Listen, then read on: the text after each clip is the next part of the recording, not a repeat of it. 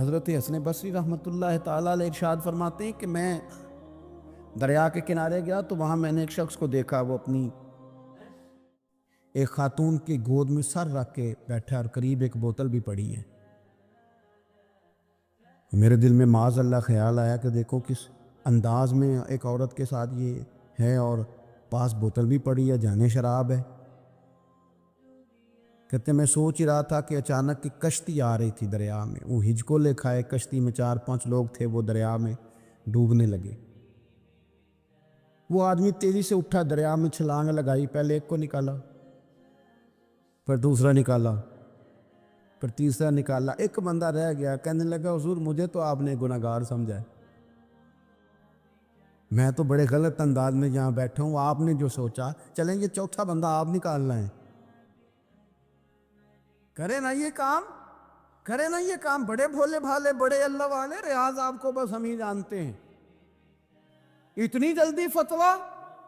حضرت حسن بصری فرماتے ہیں میں پشیمان ہوا، میں نے کہا مجھے تیرنا نہیں آتا، تو دیر نہ کر، چوتھا ڈوب نہ جائے۔ کہتے اس نے چھلانگ لگائی، چوتھا بھی نکال لایا، اور کہنے لگا حضرت آپ نے جلدی کی سوچنے میں، یہ بی بی میری ماں ہے اور یہ سرکے کی بوتل ہے۔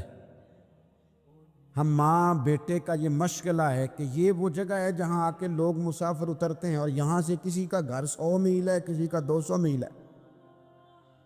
ہم صبح سرکہ، کھجوریں، روٹیاں لے کے یہاں آتے ہیں، مسافروں کی نوکری کرتے ہیں، کوئی پریشان ہو تو مدد کرتے ہیں۔ حضرت خواجہ حسن بصری فرماتے ہیں میں نے معافی مانگی، ان سے بھی مانگی، رب سے بھی مانگی۔ انہوں نے مانگ لی نا، بزرگ تھے، پر ہم کو نہیں تیار مانگنے کو۔ ہم ہر وقت بدگمانیاں، وہ فلانا فلانے جرم کرتا تھا، میں اسے اب کیسے نیک مان لوں؟ بھئی اب وہ نمازی ہے، خدا کے گھر آتا جاتا ہے، اب اللہ کی بارگاہ میں حاضر ہوتا ہے، جب رب نے معاف کر دیا تو بھی سوچ بدل جا۔ سنیں حضور کیا فرماتے ہیں، نبی پاک صاحب ولاک صلی اللہ تعالی علیہ وسلم فرماتے ہیں، مسند امام احمد بن حنبل دیکھیے، فرمایا رب اس وقت بڑا ہی مسکرائے گا جب قاتل بھی جنت میں جائے گا، مقتول بھی جنت میں جائے گا۔ یا رسول اللہ مقتول تو گیا، یہ قاتل کیسے چلا گیا؟ حضور فرماتے ہیں جائے گا، اور جائے گا اور رب مسکرائے گا، جو اس کی شان کے لائق ہے۔ یا رسول اللہ کس طرح؟ تو نبی پاک صلی اللہ علیہ وسلم فرمانے لگے اس نے ایک مومن کو قتل کیا تھا، وہ شہید ہو کے جنت میں چلا گیا، اب اللہ نے بعد میں اسے توبہ کی توفیق دے دی۔ پہلے اس نے کلمہ پڑھا، پھر یہ میدان میں اترا، کافروں سے لڑا، یہ شہید ہوا، اور آپ نے اسے بھی جنت دے دی۔ قاتل بھی جنت میں، مقتول بھی جنت میں، اور بات اتنی انوکھی ہے کہ رب دیکھ کے مسکرا رہا ہے، جو اس کی شان کے لائق ہے۔ ہم جلدی میں ہیں، ہم انتظار نہیں کر رہے کہ شاید توبہ کر جائے، ہم انتظار نہیں کر رہے، لیکن میرے عزیز اتنی جلدی نہ کریں۔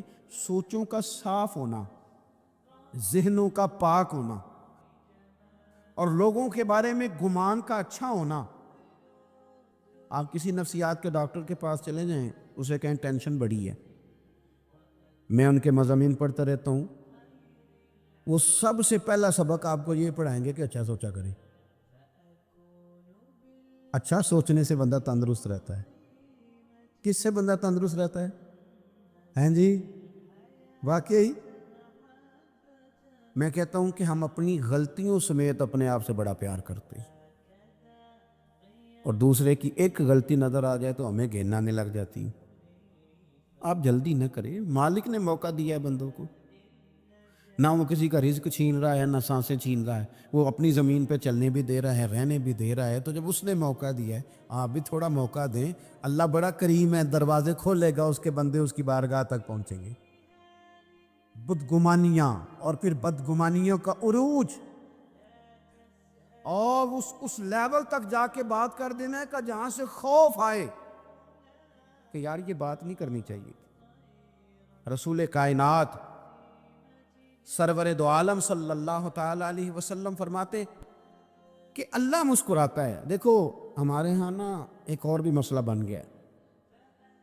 میں نے کچھ لوگوں کو نا پکا میرے پیارے ہیں, محبت ہے مجھے, تو میں چونکہ آپ میری کلاس ہیں, میں مشاہداتی اور تجرباتی باتیں بھی کر لیتا ہوں, اسی کی روشنی میں کئی دفعہ گفتگو بھی تیار کرتا ہوں. کچھ لوگوں نے نا پکا ذہن بنا لیا یہ کہنے کا کہ ہاتھ بڑا تنگ ہے. پکا آپ جس وقت پوچھ لیں ان کا ہاتھ اور بڑا ہی زیادہ تنگ ہے. آپ یقین کریں بہن کا جو خامند ہے وہ کہہ رہا ہے جا حصہ لے کے آ, تیرے بھائیوں کی کمائی تو نہیں تیرے ابا کی ہے, لے کے آ. وہ بیچاری اس کی منتیں کر رہی ہے, کہتی ہے اگر جاؤں گی نا تو وہ کہیں گے حصہ لے جا, آج کے بعد ہمارے گھر نہ آنا, میرا دروازہ نہ بند کرو, مہربانی کرو. اور بھائی سے بات کرتی ہے تو کہتا ہے ہاتھ ہی بڑا تنگ ہے, جب ٹھیک ہوگا تو دے دوں گا. نہ کریں یہ ظلم. ہمارے اپنے تڑپتے رہتے ہیں اور ہماری دولتیں اندر پڑی رہتی ہیں. ہمارے اپنے چھوٹی چھوٹی ضروریات کے لیے پریشان ہوتے ہیں, لیکن ہم بڑے بڑے بہانے ہیں ہمارے پاس. کہتے ہیں یہ نکما ہے, یہ نکٹو ہے, یہ کام نہیں کرتا, اس میں فلانا ہے, بے فلانا ہے, بلے میں نے نہیں ساتھ چلنا. اظہار جب آپ کے اندر پیدا ہوتا ہے نا, اظہار جب کسی کے لیے آپ حساس ہوتے ہیں تو آپ کو بھی سرور حاصل ہوتا ہے. نہ کریں یہ کام کہ آپ کو اللہ نے وسعت دی ہے اور ہر وقت آپ ہاتھ تنگ ہونے کا رونا رو رہے ہیں. ہر وقت آپ یہ کہہ رہے ہیں میں بڑی آزمائش میں ہوں, جب خدا نے آپ پہ نہیں ڈالی. تو اتنے جھوٹ بولنا صرف اس لیے کہ میرے پیسے بچ جائیں, صرف اس لیے کہانی سنانا کہ حالات میرے بڑے خراب ہیں کہ کوئی بندہ میرے سے کوئی تھوڑا بہت قرض نہ مانگ لے. سنو, نبی پاک صلی اللہ علیہ وسلم کے پاس مہمان آ گیا, بخاری مسلم ہے. حضور نے ازواج مطہرات کے گھروں میں پیغام بھیجا, کچھ چیز ہے ضیافت کے لیے؟ یا رسول اللہ کچھ بھی نہیں, یہ دو جہاں کے شاہ ہیں اور پاس کچھ رکھتے نہیں, دو جہاں کی نعمتیں ہیں ان کے خالی ہاتھ میں. یا رسول اللہ کوئی چیز بھی نہیں. حضور نے صحابہ کے مجمع پہ نظر ڈالی, یا رسول اللہ صلی اللہ علیہ وسلم حکم ہو. تو حضور فرمانے لگے تم میں سے کوئی بندہ ہے جو اسے گھر لے جائے روٹی کھلائے. ایک صحابی اٹھے, فوراً حضور میں لے کے جاتا ہوں, کھانا کھلاتا ہوں. فرماتے ہیں میرے گھر میں صرف بچوں کا کھانا تھا, یہ نہیں کہ فریزر بھرا ہوا ہے نعمتوں سے, صرف بچوں کا کھانا. یہ نہیں کہ کسی کو دیکھ کے اپنی ہنڈیا پہ برتن دے لیا, صرف بچوں کا کھانا. کہتے ہیں گھر گیا, بیوی سے کہا کیا کیفیت ہے؟ کہنے لگی بچوں کی روٹی ہے. میں نے کہا بچے سلا دے, صبح ناشتہ کر لیں گے. تو کہنے لگی آپ کیا کھائیں گے؟ تو میں نے کہا نہ میں کھاؤں گا نہ تو کھائے گی, مہمان جو نبی پاک کا ہے. کہا اچھا, اب ذرا تجویز دیکھو میاں بیوی کی سوجھی آپس میں. کہتے ہیں کھانا لگا دینا کیونکہ ایک آدھ بندے کا کھانا ہے. اپنی غربتوں کا ہر جگہ اظہار کرنا, رونا رونا, یہ دیکھو غربت کیسے چھپائی جا رہی. اس کو کہا نہیں کہ چل تو تھوڑا رحم کھا, تو آیا ہے تو تھوڑا رحم کھا, یہ نہیں کہا. کہا اٹھ کے نا تو کھانا رکھنا اور اٹھ کے نا چراغ ٹھیک کرنے کے بہانے بجھا دینا. ہم دنیا والوں کے سامنے کیوں اپنے دکھ بیان کریں؟ ہم جو کہیں گے رب رسول کی بارگاہ میں کہیں گے. تو نہ چراغ ٹھیک کرنے کے بہانے, اہلیہ اٹھی کھانا دینے کے بعد چراغ ٹھیک کرنے کے بہانے بجھا دیا. خامد بھی ہاتھ چلاتے رہے, بیوی کبھی برتن رکھتی کبھی اٹھاتی, پتہ چلے کہ کھانا کھا رہے ہیں. کھانا کھایا جا رہا ہے. کہتے ہیں مہمان پیٹ بھر کے کھانا کھا گیا. یہ کام ہوا رات کے اندھیرے میں, اس وقت ہوا جب چراغ بھی بند تھا, اس وقت ہوا جب کوئی دیکھنے والا نہیں تھا, کسی پڑوسی کو بھی خبر نہیں تھی. فرماتے ہیں صبح کے اجالے میں اس مہمان کو لے کے مسجد نبوی میں نے قدم رکھا تو نبی کریم نے فرمایا رات جو تم نے کام کیا ہے نا اسے دیکھ کے میرا رب بڑا مسکرایا ہے. اللہ بڑا مسکرایا ہے. اللہ تر دامنی پہ شیخ ہماری نہ جائیے, ہم دامن نہ چھوڑ دیں تو فرشتے وضو کریں. رسول پاک صلی اللہ تعالی علیہ وسلم نے ان لوگوں کے تذکرے کیے جنہیں دیکھ کے رب مسکراتا ہے۔ 3 لوگ ہیں جنہیں دیکھ کے رب مسکراتا ہے۔ یا رسول اللہ صلی اللہ علیہ وسلم وہ کون کون سے؟ تو محبوب فرمانے لگے، ایک وہ بندہ ساری مخلوق سوئی ہے، آدھی رات ہے، رات کا پچھلا پہر ہے، اس نے اٹھ کے وضو کر لیا، مصلی پہ کھڑا ہو گیا خدا کی یاد میں، فرمایا اسے دیکھ کے رب مسکراتا ہے جو اس کی شان کے لائق ہے۔ مسکراتا ہے اللہ۔ یہ تو سونے کا ٹائم تھا، یہ تو گہری نیند آنے کا وقت تھا، رات کا پچھلا پہر۔ رات پوے تے بے درداں نو نیند پیاری آوے، تے درد منداں نو یاد سجن دی ستیاں وی آن جگاوے۔ اور ساون کی کالی راتوں میں جب بوندا باندی ہوتی ہے، وہ راتوں کو اٹھ اٹھ روتے ہیں جب خلقت ساری سوتی ہے، اللہ مسکراتا ہے۔ اور سننا میرے بھائی، میرے نبی پاک صلی اللہ تعالیٰ علیہ وسلم فرماتے ہیں جب مسلمان نماز کے لیے صفیں بناتے ہیں نا، ترتیب لگ رہی ہوتی ہے، اب اللہ کی بارگاہ میں کھڑے ہوں گے، قیام کریں گے، رکوع کریں گے، سجود کریں گے، فرمایا جب مومن صفیں بناتے ہیں تو رب دیکھ کے مسکراتا ہے، مسکراتا ہے۔ کمال ہو گئے عروج بندگی کا، جب بندے کو دیکھ کے رب مسکرائے۔ خدا بندے سے خود پوچھے بتا تیری رضا کیا ہے، مسکراتا ہے۔ اور میرے نبی پاک علیہ السلام فرماتے ہیں جب مجاہد جہاد کے لیے صفیں سیدھی کرتے ہیں، آج تو یہ رب کے نام پہ مرنے ہی آ گئے، یہ صفوں میں کھڑے ہوں گے، ترتیب سے لڑیں گے، ترتیب سے گلا کاٹیں گے کافروں کا یا شہادت لیں گے۔ فرمایا جب جہاد کے لوگ صفیں بناتے ہیں تو رب انہیں دیکھ کے مسکراتا ہے۔ کتنے نصیبوں والا وہ بندہ ہے جسے دیکھ کے مسکرا دیا۔ او یار، کبھی تیرا بیٹا تیرے سامنے مسکرائے نا چھوٹا، اور تیرا دل باغ باغ ہو جاتا ہے۔ تیری ماں بیمار کسی ایک دن صحیح طرح ہنس پڑے تو طبیعت خوش ہو جاتی۔ مجھے بتاؤ نا جس کا رب بھی اسے دیکھ کے ہنس پڑے، جو اس کی شان کے لائق ہے، کیا اس بندے کے نصیبیں ہیں، کیا اس کے مقدر ہیں؟ آپ اس مقام پر اپنے آپ کو لائیں۔ اب دیکھیں نا، یہ حدیث ہم نے سن لی، اب ہم نے نا اس طرح صفحے نہیں بنانے جس طرح ساری دنیا، اب ذرا صفحے بھی شوق سے بنائیں گے، اب ذرا تھوڑا سا شوق پیدا کریں گے۔ بھئی یہ تو میں وہ کام کرنے لگا ہوں جسے دیکھ کے رب مسکراتا ہے۔ نبی پاک صلی اللہ علیہ وسلم نے فرمایا جب کو بندہ توبہ کرتا ہے نا، ہم توبہ کا رٹا لگاتے ہیں، یا اللہ میری توبہ، یا اللہ۔ اور توبہ کا تو مطلب یہ ہے کہ پچھلے گناہوں سے پکی توبہ، آج کے بعد یہ غلطی نہ کرنے کا پکا وعدہ۔ حضرت علی بن ربیعہ رضی اللہ تعالیٰ عنہ فرماتے ہیں میں مولا علی کے ساتھ تھا، مقام حرا کی طرف جا رہے تھے، حضرت علی نے ہاتھ اٹھا کے دعا مانگی ہماری تعلیم کے لیے، ورنہ حضرت علی ہم صحابہ کو محفوظ عن الخطا تو مانتے ہیں نا۔ ہاتھ اٹھا کے کہا اے اللہ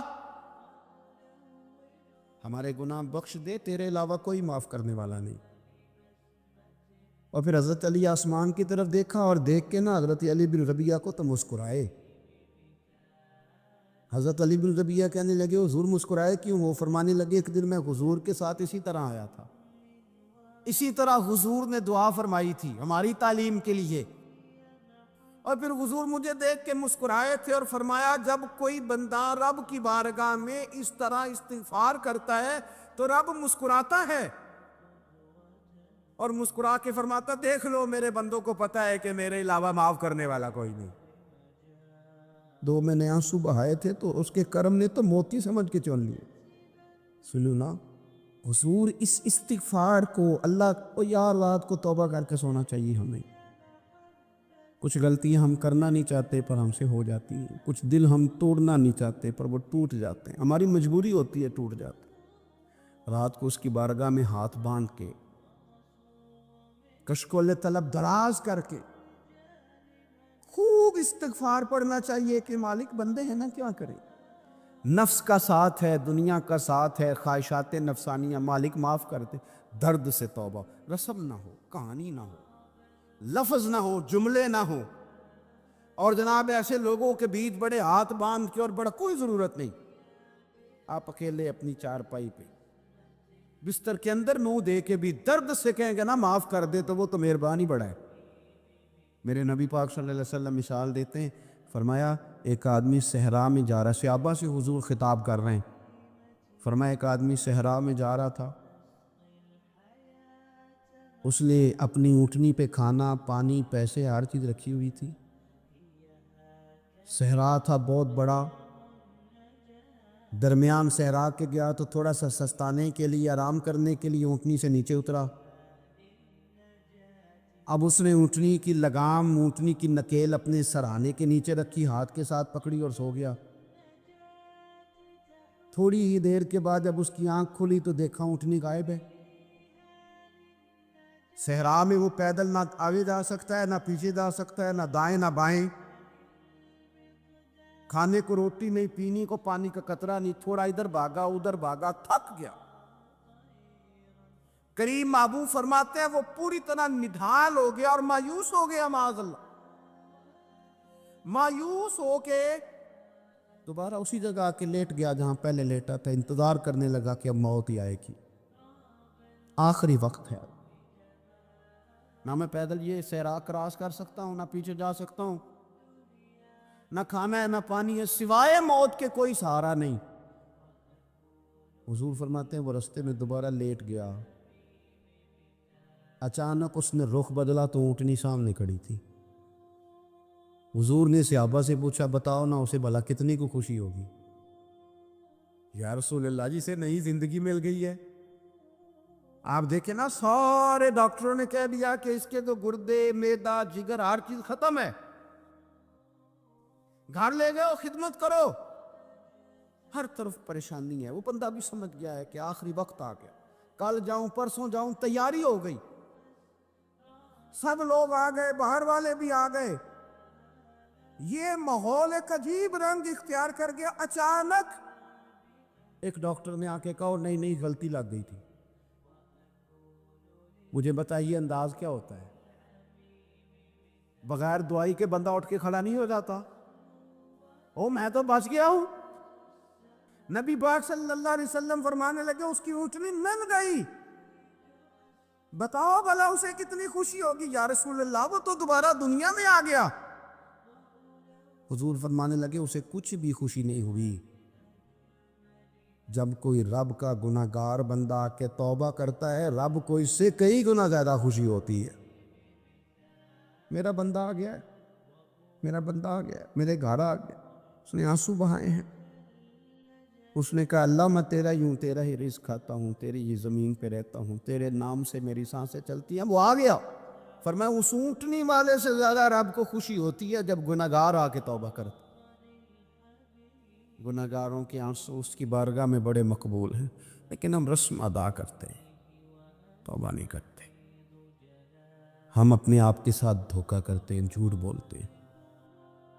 ہمارے ہاں بڑی ترتیب کے ساتھ یہ چیز نسل در نسل منتقل ہو رہی ہے کہ پیسہ کیسے جمع کرنا ہے۔ بچہ بڑا سیٹ ہے جی، کس طرح سیٹ ہے؟ کہتے ہیں ڈھیر سارے پیسے کماتا ہے، امپورٹ ایکسپورٹ کا بزنس ہے، مال بھیجتا بھی ہے، منگاتا بھی ہے، بڑا سیٹ ہے۔ تو بچے سے پوچھا بیٹے تیرا کیا حال ہے؟ تو سیٹ ہے؟ کہتا بڑی تکلیف میں ہوں، سوتا بھی ہوں تو کانوں میں فون کی گھنٹیاں بجتی رہتی، آزمائش کا شکار ہوں، صبح و شام تکلیفوں میں وقت بیتتا ہے۔ یہ کس طرح کا سیٹ ہے بچہ؟ ہماری منصوبہ بندی ہوتی ہے کہ بچے کو ایسی جگہ لگانا ہے جہاں سے وہ جھاڑو کے ساتھ پیسے اکٹھے کر سکے۔ کیسے وہ سیٹ ہوگا؟ کس طرح کر کے نظام چلے گا؟ رزق حلال کمانے کو حضور صلی اللہ علیہ وسلم نے عبادت کا درجہ دیا ہے۔ نبی پاک صلی اللہ علیہ وسلم نے حقوق العباد ادا کرنے کو بھی اللہ کے قرب کا ذریعہ بنایا ہے، اور میں نے عرض کی کہ یہ تو صرف منزل نہیں ہے، یہ تو راستہ ہے، یہ تو سفر ہے۔ جو لوگ سفر کوئی منزل بنا لیتے ہیں وہ نادان ہوتے ہیں۔ نبی کریم سید عالم صلی اللہ علیہ وسلم کی خدمت میں عرض کیا گیا کہ یا رسول اللہ صلی اللہ علیہ وسلم، کچھ لوگ کہتے ہیں ہم شادی نہیں کریں گے، گھر نہیں بسائیں گے، بچے نہیں پیدا کریں گے، ہم صرف عبادت کریں گے، دن کو روزہ رکھیں گے، رات کو نفل پڑھیں گے، کوئی نکاح نہیں کریں گے، کچھ نہیں کریں گے۔ تو نبی پاک صلی اللہ علیہ وسلم نے فرمایا ان سے کہو کہ تمہارے لیے بہترین زندگی وہ ہے جو میں نے تمہارے سامنے گزاری ہے۔ میں آرام بھی کرتا ہوں، نکاح بھی کرتا ہوں، عورتوں کا حق بھی ادا کرتا ہوں، میں اپنے بچوں کی دیکھ بھال بھی کرتا ہوں۔ فرمایا تم پر تمہارے خدا کا اگر حق ہے تو تمہارے نفس کا بھی تم پر حق ہے، تمہاری آنکھ کا بھی حق ہے، وہ آرام کرنا چاہتی ہے۔ یہ ساری ترتیب ہمیں نبی پاک صلی اللہ علیہ وسلم نے دی، لیکن ہمیں فرمایا کہ مقصود تمہارا خدا ہے، مقصود تمہارے رب کی رضا ہے، تمہارے نبی پاک علیہ السلام کی غلامی تمہاری منزل ہے۔ اتنا لمبا چوڑا معاملہ جو فقط دنیا کا ہم نے بنا لیا ہے، اور پھر اس دنیا سے جو محبت ہے نا، وہ بیس جو ہے وہ دولت کی محبت ہے، رشتے دولت کے، ناطے دولت کے، تعلقات دولت کے، اسلام دعا دولت کی۔ میرے محبوب علیہ الصلوۃ والسلام نے فرمایا حب الدنیا رأسۃ الکل خطیئہ، یہ جو دنیا کی محبت ہے نا، یہ ہر گناہ کی جڑ ہے۔ جب انسان دنیا کی دولت سے پیار کرنے لگ جاتا ہے، پھر وہ قتل بھی کرتا ہے، پھر وہ ظلم بھی کرتا ہے، پھر وہ زیادتی بھی کرتا ہے، پھر وہ حرام بھی کھاتا ہے، پھر وہ یتیم کو بھی لوٹتا ہے، پھر بیوہ کا مال کھانا بھی اسے پریشان نہیں کرتا، پھر کروڑوں روپیہ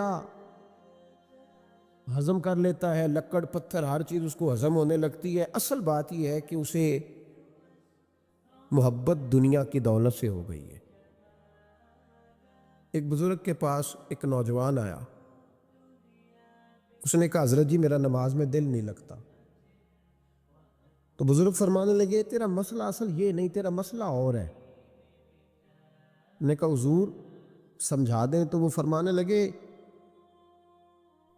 کچھ بندے ایسے ہیں جو تمہیں ٹیلی فون کرتے ہیں اور تم ان کا فون نہیں اٹھاتے،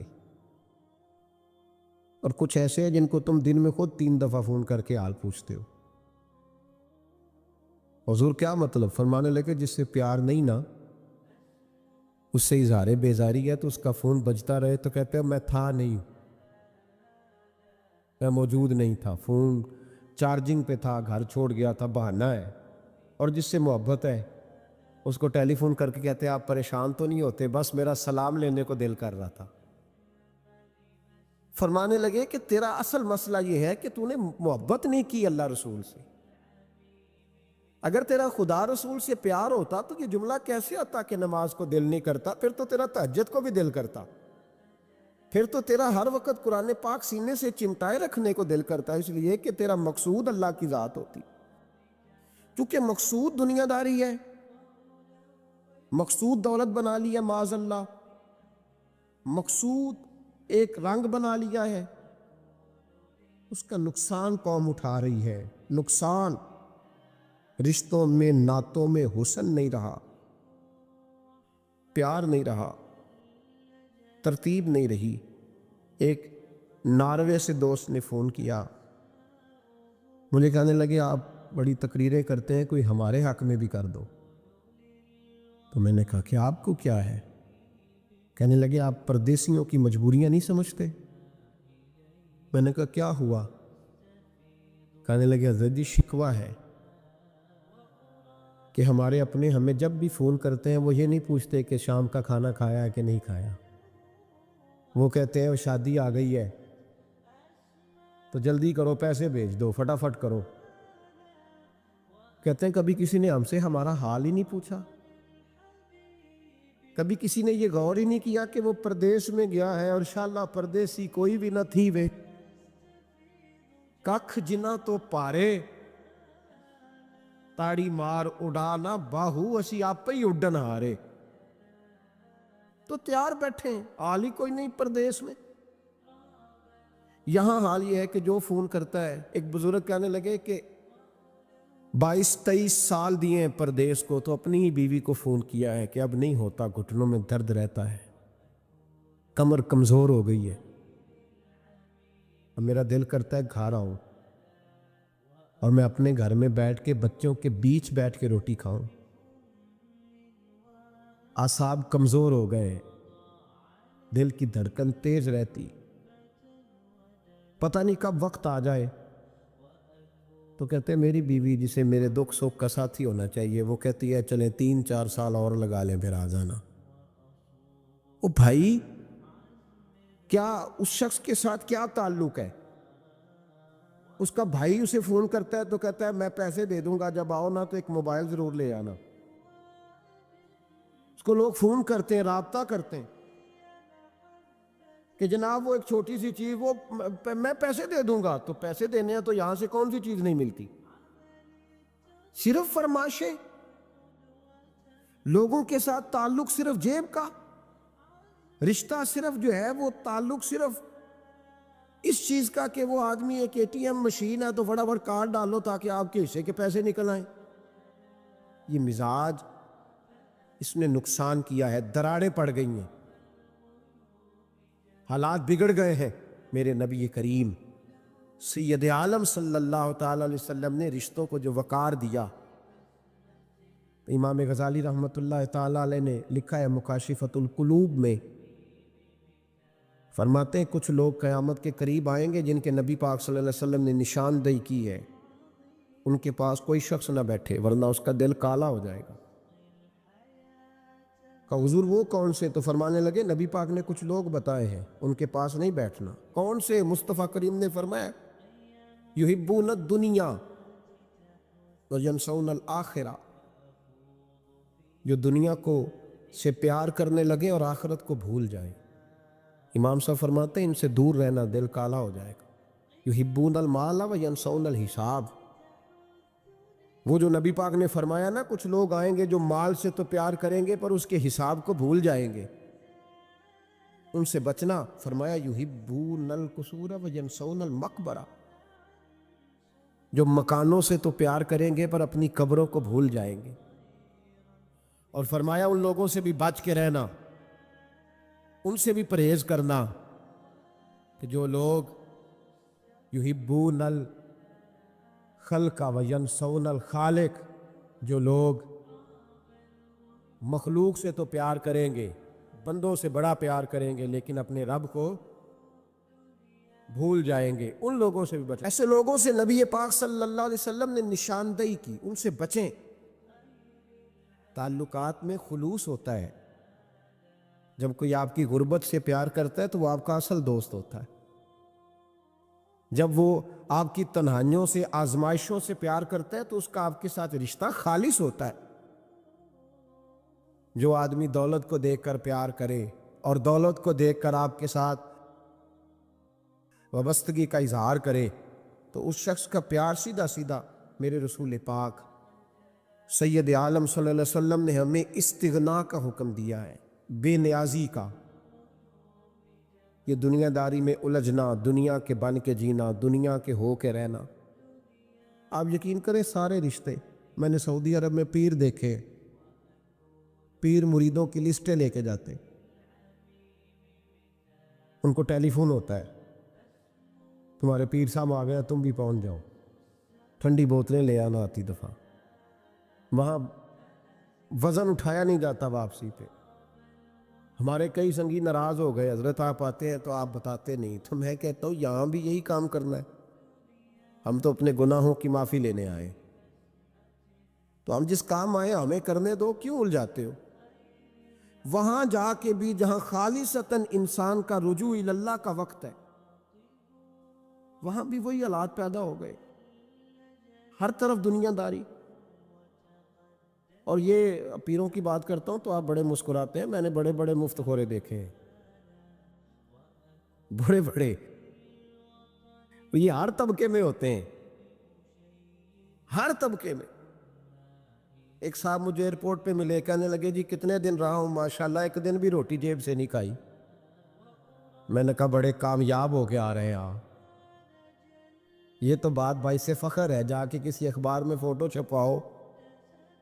کہنے لگے جی بڑے دوست، بڑے سنگی، بڑے بد، کوئی ادھر سے کوئی چیز لے کے آ رہا ہے ادھر سے. تو میں نے کہا یہ تو فخر والی بات ہے، کو بتانے والی بات ہے، تلہ کی بڑا ہے جی بھئی، مفت خوری کا مزاج اور توجہ رکھنا کہ اب اس سے مجھے کیا مل سکتا ہے، اور اگر کوئی نہیں لے کے آیا واپس گیا تو شکوہ کرنا دیکھو چل کے آ گیا، اس کو خبر ہی نہیں کہ جاتے دفعہ چلو بندہ 6 بوتلیں لے جائے، کیا فرق پڑتا ہے۔